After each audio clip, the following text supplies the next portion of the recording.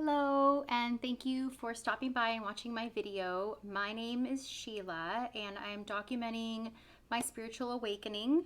I am being called to make these videos just to share my experience and see if maybe other people are going through the same stuff I am. If you watched any of my other videos, you have seen that I have just been like spiraling into all kinds of amazing opportunities and ideas, and I'm really like in a flow state of mind. And it all started with meditating. And what I want to talk about in this video is how I got started doing QHHT, which is quantum healing hypnosis therapy or technique.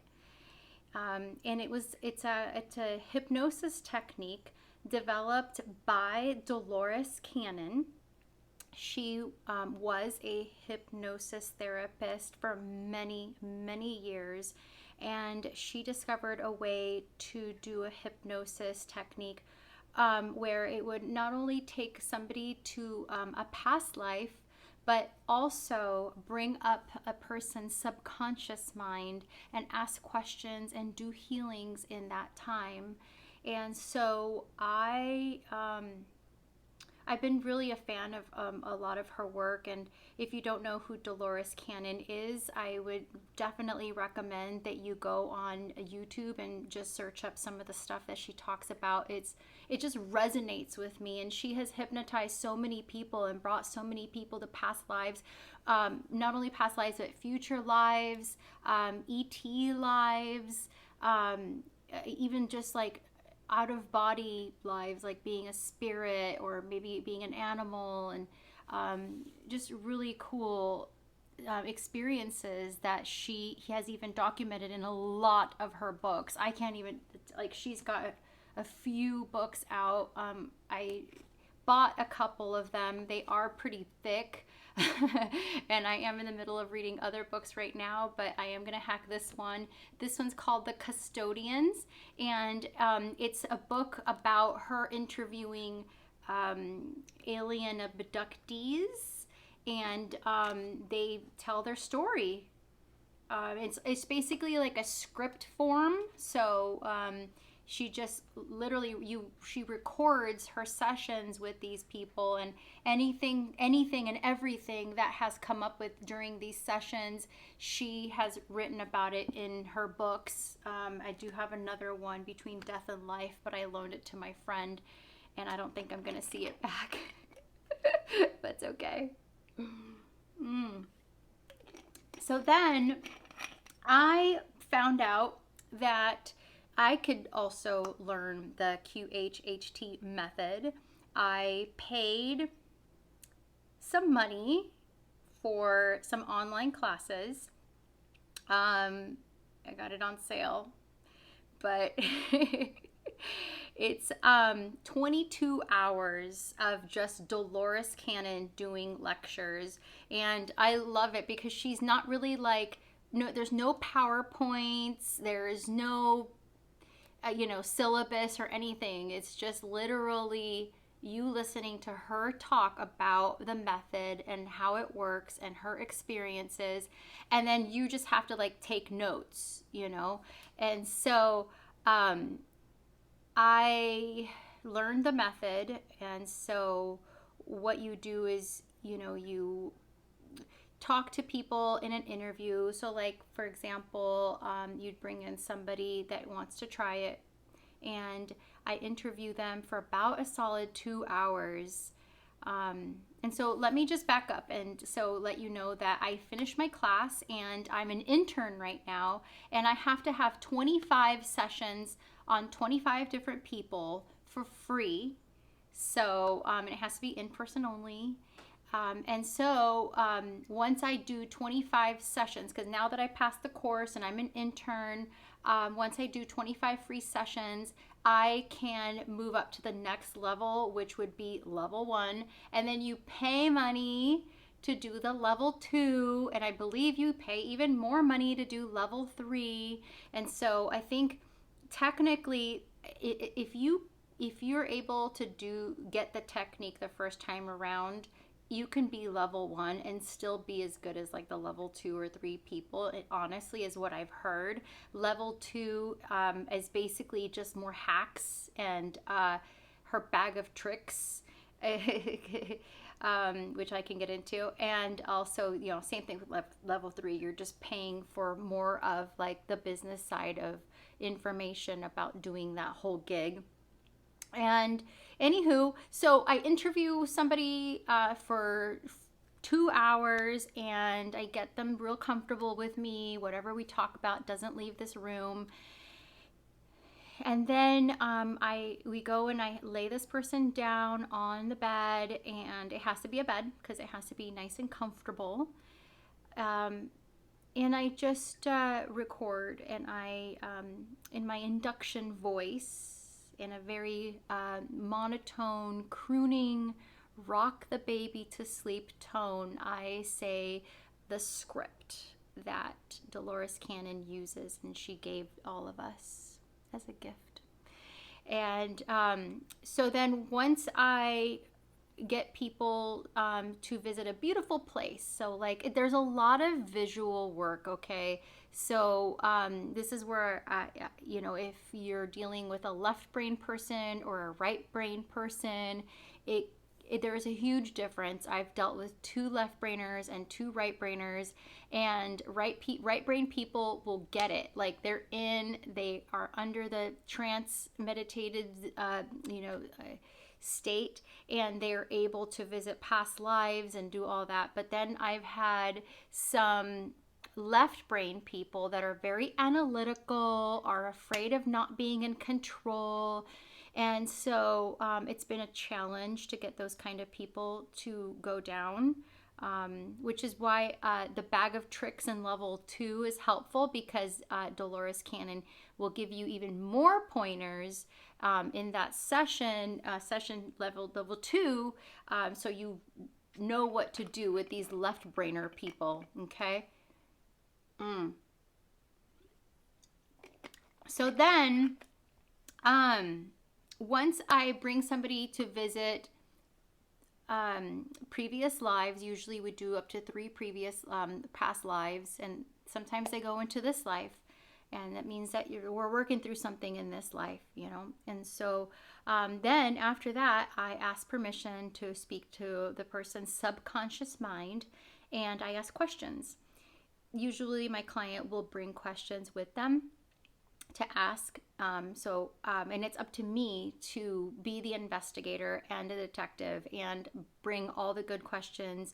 And any and all circumstances will arise, and you kind of just have to go with it and say what's the first thing that's in your mind.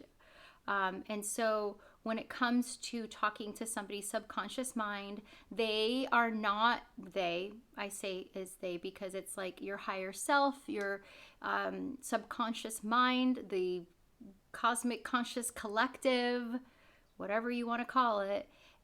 They will actually not say any revealing information about you. Your higher self is not going to talk shit about you. It's only going to reveal what you ask. So it's kind of like a Google search. Like Google is not just going to automatically tell you what, you know, they want you to hear. It's like you're going to have to put in your question, and then you search for it. And then that's how speaking to the subconscious mind works. And I actually did a hypnosis with another fellow intern who came to my house.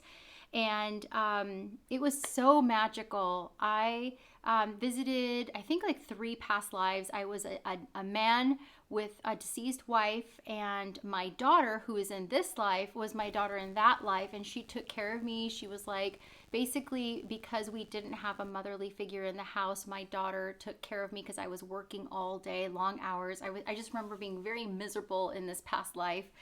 And then another past life I visited, I was an orphan child where I was abandoned in the streets. My dad used to beat my mom, and so my mom left. She couldn't take care of me, and so my dad didn't care about me. And it was in the times back, I want to say maybe even like medieval times, where children were just considered like rubbish, and there was like homeless kids running around everywhere. Yeah. And so I remember going through the death experience in that life. Like, I starved to death, I got sick and died, and I saw my lifeless little child body laying there. And the lesson to be learned in that life was actually for me not to learn a lesson. It was for the people who were at that time neglecting a poor child in the street and just walking by it as if it was a piece of trash. So the lesson wasn't for me to learn, it was a lesson for the people in that lifetime. So whatever karma they have to repay because they ignored me while I was dying in the streets as a child, that's the karma they have to repay. And then I also visited another life where I was an island girl. Think Moana, okay? Literally, we had huts, but we only slept in the huts because the weather was just so gorgeous on this island. I remember wearing like a grass skirt, and my mother was she actually was preparing fish over the fire, and my job was to take care of my little brother.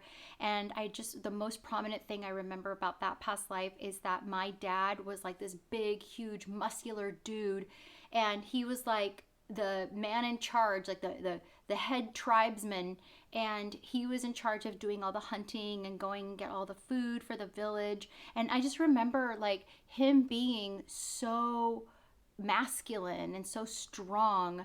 And what apparently I learned in that lifetime was that my subconscious was trying to show me what it's like to have a strong masculine figure in my life, because it's a whole nother rabbit hole. But I definitely, the dad that I had in that dream is the total polar opposite.